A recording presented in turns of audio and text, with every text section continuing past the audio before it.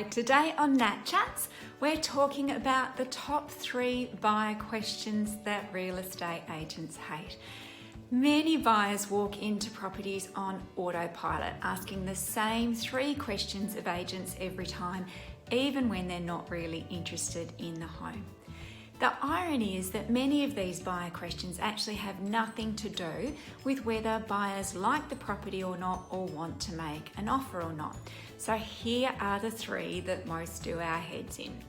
Number 1, how long has the property been on the market? Now, I guarantee that I'll get asked this question within the first 5 minutes of the first home open for every newly listed property that I have. I get it. All the blogs that you read online about how to negotiate tell you to ask this question. But that's more because most of those blogs are just copied and pasted, and the writer can't think of any better advice to give you. Firstly, unless you've come off the sign, you likely already know how long it's been online.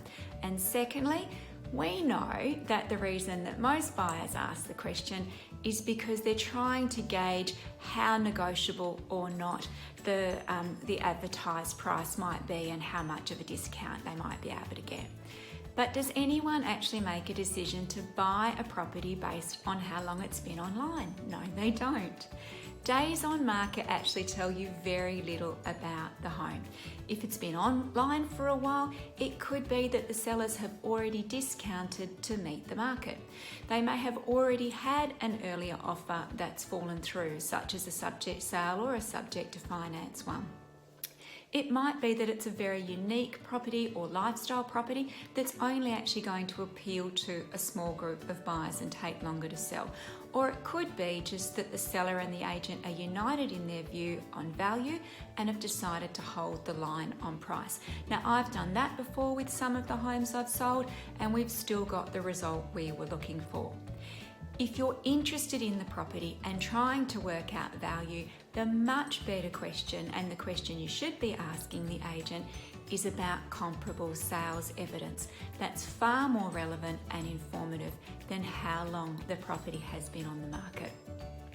Number 2, is the seller negotiable? Oh God, I love this one. Look, if budget-wise you can't afford the advertised price, or you're seeing value at a lesser amount and want to test the waters with a lower offer, that's entirely up to you. It's not our job as agents to say no to money, that's the sellers.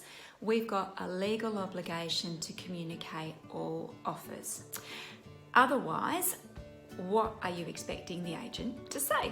That, the sellers are desperate and they're going to accept $50,000 less?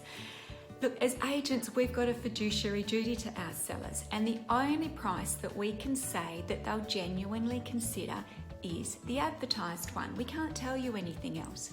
By all means, make your lower offer. That said, don't expect a response, particularly if you're one of my properties, unless your offer's in writing, but please don't expect us to sell out our sellers. Number 3, why are they selling? Again, I get it. Most people are curious, and some buyers just can't help themselves. They're obsessed with the idea of getting a deal and buying a bargain. Actually, my colleague Donna's answer to this one is the best one that I've heard, and also the most truthful. When she's asked that question, she simply says, because the sellers no longer have a need for the property. Simple. Why sellers are selling is their business. And to be honest, sometimes they don't share the reasons they're selling with us either. Well, why should they? It's private.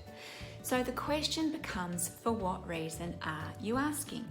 If it's because you're genuinely trying to work out how long a settlement period they might entertain, or if they'd look at a subject to sale offer, then that's what you should ask. They're good questions and they relate to making an offer. But otherwise, whether they're upsizing, downsizing, or divorcing, shouldn't make any difference and won't make any difference to your decision to buy the home or not. Now, please don't misunderstand me. It's not that we don't want buyers asking questions. What we'd love to see is buyers asking better questions, ones that are actually relevant to the property and a decision to buy it or not. So stay tuned for the next video and I'll go through some of those. Now, if you're thinking of buying or selling in the suburbs surrounding or nearby Beaufort Street, I would love to help. Call me on 0405 812 273 or email me at natalie@belcourtproperty.com.au.